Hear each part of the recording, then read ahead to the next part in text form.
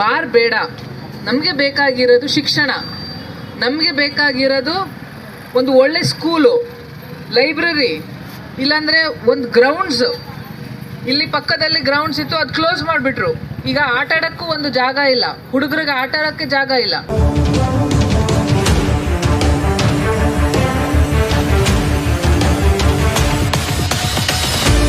ನಾವು ಎಲ್ಲರೂ ಒಗ್ಗಟ್ಟಾಗ್ಬಿಟ್ಟು ಸೇರಿದ್ರೆ ನಾವು ಖಂಡಿತ ಮಾಡ್ಬೋದು. ಬಾಬಾ ಸಾಹೇಬ್ ಅಂಬೇಡ್ಕರ್ ಅವ್ರ ಮಾತು ನಮ್ಮ ಮನಸ್ಸಲ್ಲಿ ಇಟ್ಕೊಳ್ಳೋಣ. ಅವರು ಏನು ಹೇಳಿದರು?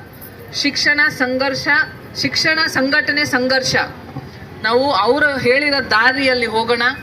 ಶಿಕ್ಷಣ ನಾವು ಅರ್ಥ ಮಾಡ್ಕೋಬೇಕು, ಯಾವುದು ಸರಿ ಯಾವುದು ತಪ್ಪು ಅಂತ ನಾವು ಅರ್ಥ ಮಾಡ್ಕೊಂಡು ನಾವು ಕೇಳ್ತಾ ಇದ್ದೀವಿ. ಅಲ್ಲಿ ಪಕ್ಕದಲ್ಲಿ ಯಾಕೆ ಅಷ್ಟು ಪಕ್ಕದಲ್ಲಿ ಬಾರ್ ಇದೆ?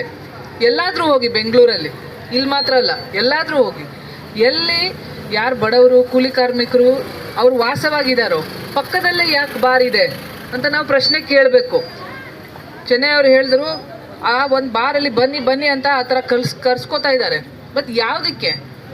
ದುಡಿಯೋದು ಹಣ ಎಲ್ಲ ಅದರಲ್ಲೇ ಹೋದರೆ ಮುಂದೆ ಹೇಗೆ ಹೋಗೋದು? ಇವತ್ತಿನ ಹೋರಾಟ ಇರೋದು, ನಾವು ಹೇಳ್ತಾ ಇರೋದು ಬಾರ್ ಬೇಡ. ನಮಗೆ ಬೇಕಾಗಿರೋದು ಶಿಕ್ಷಣ, ನಮಗೆ ಬೇಕಾಗಿರೋದು ಒಂದು ಒಳ್ಳೆ ಸ್ಕೂಲು, ಲೈಬ್ರರಿ, ಇಲ್ಲಾಂದರೆ ಒಂದು ಗ್ರೌಂಡ್ಸ್. ಇಲ್ಲಿ ಪಕ್ಕದಲ್ಲಿ ಗ್ರೌಂಡ್ಸ್ ಇತ್ತು, ಅದು ಕ್ಲೋಸ್ ಮಾಡಿಬಿಟ್ರು. ಈಗ ಆಟ ಆಡೋಕ್ಕೂ ಒಂದು ಜಾಗ ಇಲ್ಲ, ಹುಡುಗರಿಗೆ ಆಟ ಆಡೋಕ್ಕೆ ಜಾಗ ಇಲ್ಲ. ಒಂದು ಗ್ರೌಂಡ್ಸ್ ಕೊಡಲಿ. ಈ ಬಾರಿಂದ ಒಬ್ರಿಗೆ ಏನು ಉದ್ಧಾರ ಆಗತ್ತೆ? ಕುಡಿಯೋದಿಂದ ಏನು ಉದ್ಧಾರ ಆಗತ್ತೆ? ನಾವು ಪ್ರಶ್ನೆ ಕೇಳಲೇಬೇಕು. ಯಾಕೆ ಇಷ್ಟು ಹತ್ರ ಇದೆ? ಯಾಕೆ ಇನ್ನೂ ಸರ್ಕಾರನೇ ಯಾಕೆ ಮುಂದೆ ಬಂದು ಇಲ್ಲಿ ಬೇಡ ಅಂತ ಯಾಕೆ ಹೇಳಿಲ್ಲ ಅಂತ ನಾವು ಪ್ರಶ್ನೆ ಕೇಳಬೇಕಾಗತ್ತೆ. ಅದಕ್ಕೆ ನಾವು ಇವತ್ತು ಎಲ್ಲರೂ ಸೇರಿರೋದು ತುಂಬ ಮುಖ್ಯವಾದ ವಿಷಯ. ಮದನ್ ಅವರು ತೀರ್ಕೊಂಡಿದ್ದಾರೆ. ಅವ್ರ ತಂದೆ ತಾಯಿ ಒಬ್ಬರೇ ಅಲ್ಲ, ನಾವು ಅವ್ರ ತಂದೆ ತಾಯಿ ಜೊತೆ ನಿಂತ್ಕೋತೀವಿ. ಅವ್ರ ತಂದೆ ತಾಯಿ ಜೊತೆ ನಿಂತ್ಕೊಂಡು ಅವ್ರಿಗೆ ನ್ಯಾಯ ಸಿಕ್ಕಬೇಕು ಅಂತ ನಾವು ಮೊದಲನೇದು ಹೇಳ್ತಾ ಇರೋದು. ಎರಡನೇದು ನಾವು ಹೇಳ್ತಾ ಇರೋದು, ಯಾವುದೇ ಕಾರಣಕ್ಕೆ ಇದು ಲಾಸ್ಟ್ ಇರಬೇಕು. ಈ ಥರ ಮತ್ತೆ ಯಾರು ಪ್ರಾಣ ಕಳ್ಕೋಬಾರ್ದು. ಇಲ್ಲಿ ತುಂಬ ಜನ ಯುವಕರು ನಿಂತಿದ್ದಾರೆ. ಅವರೆಲ್ಲರೂ ಇದರಲ್ಲಿ ನಾವು ಮುಖ್ಯವಾಗಿ ಯಾರು ಪ್ರಾಬ್ಲಮ್ ಆಗ್ತಾ ಇದೆ? ಯುವಕರಿಗೆ ಆಗ್ತಾ ಇದೆ, ಮಹಿಳೆಯರಿಗೆ ಆಗ್ತಾ ಇದೆ, ಮನೆಯಲ್ಲಿ ಸಂಸಾರಗಳಿಗೆ ಆಗ್ತಾ ಇದೆ. ಇದು ನಿಲ್ಲಬೇಕು. ಯುವಕರು ಮುಂದೆ ನಿಂತ್ಕೊಂಡು ನಮ್ಗೆ ಇದು ಬೇಡ, ಇದು ಫಸ್ಟ್ ಕ್ಲೋಸ್ ಮಾಡಿ, ನಮಗೆ ಬೇಕಾಗಿರೋದು ಕೊಡಿ ಅಂತ ನಾವು ಎರಡನೇದು ಕೇಳ್ತಾ ಇದ್ದೀವಿ. ಮೂರನೇದು, ಮದನ್ ಅವ್ರ ತೀರ್ದ ಮೇಲೆ ಆ ಕೇಸ್ ಏನಾಗಿದೆ ಅವ್ರಿಗೆ ನ್ಯಾಯ ಸಿಗಬೇಕು. ಆ ಕೇಸ್ ಆಗಿಬಿಟ್ಟು ಯಾರು ತಪ್ಪು ಮಾಡಿದಾರೋ ಅವ್ರ ಮೇಲೆ ಅವ್ರು ಕ್ರಮ ತಗೋಬೇಕು, ಸ್ಟ್ರಿಕ್ಟಾಗಿ ಕ್ರಮ ತಗೋಬೇಕು ಅಂತ ಕೇಳ್ತಾ ಇದ್ದೀವಿ. ಮತ್ತು ಮುಖ್ಯವಾಗಿ ನಮ್ಮ ಮೇನ್ ತೊಂದರೆ ಇರೋದು, ಈ ಬಾರ್ ಕ್ಲೋಸ್ ಆಗಿಬಿಟ್ಟು ನಮಗೆ ಏನು ನಿಜವಾಗ್ಲೂ ಬೇಕಾಗಿದೆಯೋ ಅದು ಸರ್ಕಾರದಿಂದ ಕೊಡಿ. ಬೇಕಾಗಿಲ್ಲದೆ ಇರೋದು, ನಮಗೆ ತೊಂದರೆ ಕೊಡ್ತಾ ಇರೋದು, ಅದು ಯಾವುದೇ ಕಾರಣಕ್ಕೆ ಬೇಡ, ಅದು ಕ್ಲೋಸ್ ಮಾಡಿ ಅಂತ ಹೇಳ್ತಾ ನಾವು ಇವತ್ತು ಎಲ್ಲರೂ ಸೇರಿದ್ದೀವಿ. ಎಲ್ರಿಗೂ ಗೊತ್ತಿದೆ, ಇವತ್ತು ಸುಮಾರು ದಿನದಿಂದ ಇದು ಮಾತುಕತೆ ನಡೀತಾ ಇದೆ.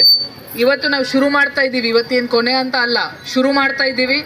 ಒಂದು ಸಿಗ್ನೇಚರ್ ಕ್ಯಾಂಪೇನು ನಾವು ಮಾಡ್ತೀವಿ. ಎಲ್ಲರ ಕಡೆಯಿಂದನೂ ನೀವು ಸೈನ್ ಮಾಡಿ, ಇದು ನಮಗೆ ಬೇಡ, ಯಾರ್ಯಾರು ಎಲ್ಲರೂ ಕಡೆಯಿಂದನೂ ಮಾತಾಡಿಸಿ, ಆಮೇಲೆ ಇದನ್ನ ಈ ಒಂದು ಹೋರಾಟನ ನಾವು ಮುಂದೆ ತೊಗೊಂಡು ಹೋಗ್ತಾ ಇದ್ದೀವಿ.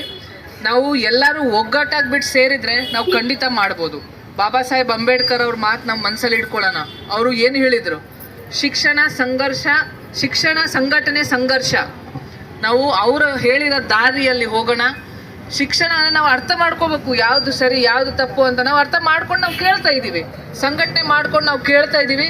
ಶಿಕ್ಷಣ ಸಂಘಟನೆ ಸಂಘರ್ಷ. ಬಾಬಾ ಸಾಹೇಬ್ ಅಂಬೇಡ್ಕರ್ ಅವ್ರು ಹೇಳಿರೋ ದಾರಿಯಲ್ಲಿ ನಮ್ಮ ಹೋರಾಟನ ಮುಂದೆ ತಗೊಂಡು ಹೋಗೋಣ. ಮದನ್ ಅವ್ರಿಗೆ ನ್ಯಾಯ ಸಿಗಬೇಕು, ಪ್ರತಿಯೊಬ್ಬರಿಗೂ ನ್ಯಾಯ ಸಿಗಬೇಕು. ಸಂವಿಧಾನದಲ್ಲಿ ಎಲ್ಲರಿಗೂ ಒಂದು ಘನತೆಯಾದ ಜೀವನ ಸಿಗಬೇಕು ಅಂತ ಏನು ಹೇಳಿದಾರೋ ಅದರ ಪ್ರಕಾರ ಪ್ರತಿ ಒಬ್ರಿಗೂ ಸಿಗಬೇಕು. ಈ ಬಾರ್ ಕ್ಲೋಸ್ ಆಗಬೇಕು. ನಮಗೆ ಬೇಕಾಗಿರೋದು ಒಂದು ಒಳ್ಳೆ ಸ್ಕೂಲು, ಲೈಬ್ರರಿ, ಗ್ರೌಂಡ್ಸು, ಇದೆಲ್ಲ ಸಿಗಬೇಕು ಅಂತ ಹೇಳ್ತಾ ನಮ್ಮ ಹೋರಾಟನ ನಾವು ಮುಂದೆ ತೊಗೊಂಡು ಹೋಗೋಣ.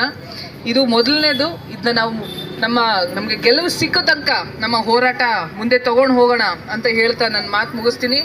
ಜೈ ಭೀಮ್.